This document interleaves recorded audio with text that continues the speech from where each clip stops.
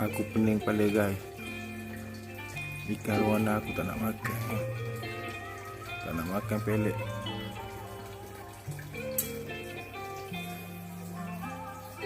Baru beli dari kedai dia tak nak makan pelet.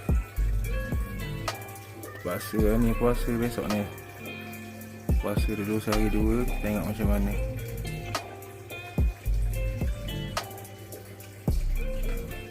Dia makan je dia luah balik. Mana ni? Aku baru ambil lagi daripada kedai. Balik daripada kedai memang tak makan pelet. Nak cuba puasa dulu lah, nampak raya.